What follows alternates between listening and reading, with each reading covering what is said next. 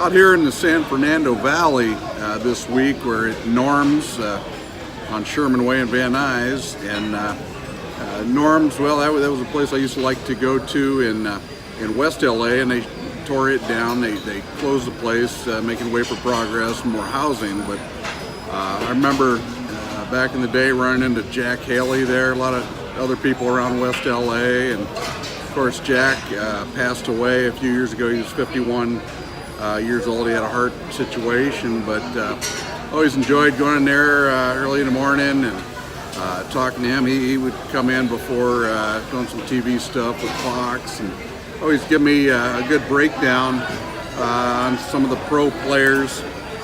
Michael Jordan had a lot of respect for Jack as he went through a junior college, UCLA, and then made his way into the NBA, playing awfully hard. And of course, he was known as a good friend to Dennis Rodman, and he would, after games, maybe Dennis wanted to go to Vegas or something, and Jack was always with him, and he gave management an avenue to communicate with Dennis Rodman. So it's a good lesson for young people to make yourself of value to your organization in more way than one, and certainly Jack Haley did that. So you probably noticed the last couple of weeks I've tried to mention something that was passed along to me by someone that is no longer with us, and it's because none of us are going to get out of here alive, so it's good to kind of be like a river and let the positives that you come across flow through you and pass it along to other people. We're here tonight because Taft High School is going to play El Camino Real. Should be a very good game. Jordan Farmer is a graduate of Taft High School. Jordan played at UCLA and, of course, with the Lakers.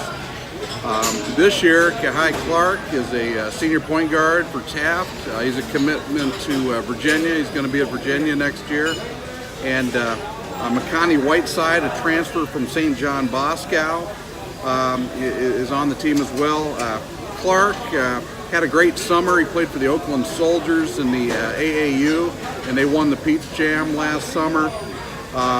He was initially headed to UC Davis, but I think because of his summer and how well he did, he got some interest from some other major schools, and I think it's a good fit for him. As Virginia has a couple of sophomores, they're 6'5", 6'3" guards.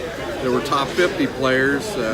Kahai kind of just outside of the top 100 in that range. So, and he's a 5'9", real quick guard, keeps the team together. So he might bring something to Virginia next year that they don't currently have. The main reason I'm here tonight, I want to watch Demetrius Caleb, a sophomore guard for Taft. I saw him last summer. Looks like he's very good with his hands. Could develop into a very good player, so I want to see how he's doing. And his father played in Michigan, also played with the Lakers, so I think he's got quite a bit of potential, and he can shoot the ball, and he seems like a good athlete, so I want to watch him.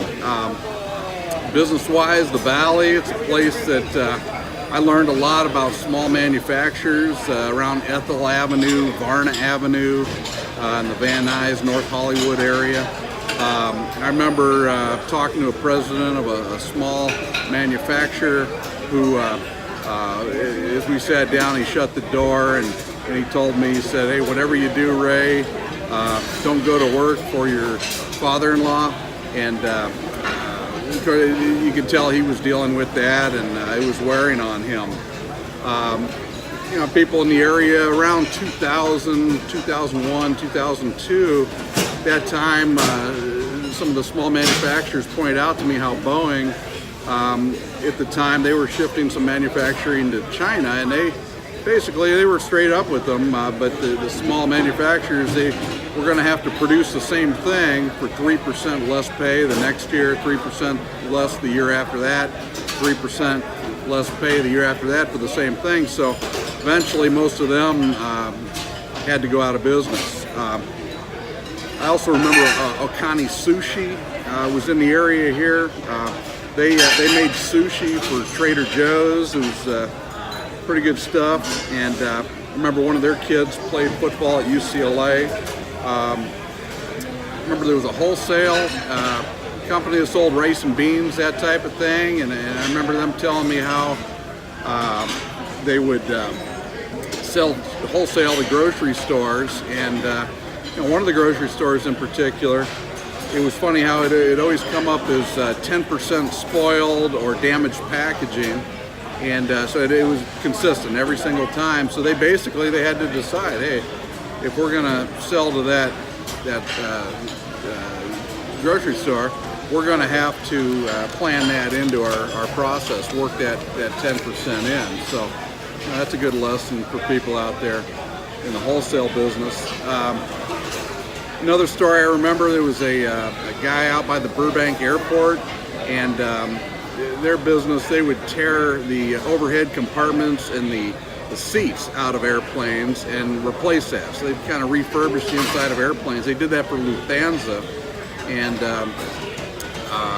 so he did that for a number of years, and then eventually Lufthansa offered to buy his business, and so he sold it to him. He retired down to Florida where he'd have no state income tax, and after about a year, Lufthansa called him back and they asked him to consult, and they also offered for his consulting, they offered him 7 figures a year, and so he went back to work and did that consulting, and after a number of years they finally offered to just sell him the business back. So he bought his business back for pennies on the dollar. And I think the big lesson there was that it's awfully hard to run a business from Germany, and if the business is located in Burbank. Amgen is a large public company here in the West Valley, out in Thousand Oaks. They provide a lot of drugs, therapies. It's the IV bags you see in the hospitals. It looks like water, but they're cancer drugs and those types of things. It's a very large employer out in that area, and if they want something done, if they want to build a building over a road, it's going to happen because it's a very big part of the economy out there. Woodland Hills also has a lot of financial offices. Anthem has a big presence out there, HealthNet, Farmers, AIG, a lot of financial businesses. And I'll go out there throughout the year for different updates at different companies, continuing education, that type of thing. Basketball-wise, Gilbert Arenas from Grant High School, which is just around the corner here.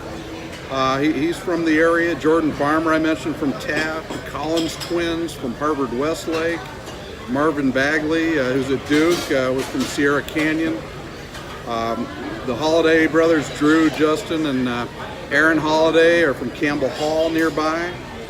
So there's a lot of good basketball played here in the San Fernando Valley. And I want to shift gears right now.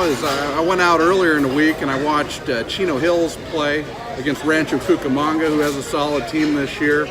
And with the Ball family not fully there at Chino Hills this year. Now Andre, a cousin of Lonzo, Lamar, and Leangelo, Andre is on the team this year, and he's a good athlete. But they look good. Chino Hills looks real good. I mentioned in a previous week Onyeka Okongwu, very good player. I'm not saying he's the same thing, but reminds me of Danny Manning. And last year when I was asked about him, and Okongwu is a junior this year, but last year when I was asked about him, I would say, well, if he watches LaMelo score 50 points for the next couple of years, his skills will probably deteriorate. But sometimes you kind of drop the chocolate and peanut butter, and a good thing comes out.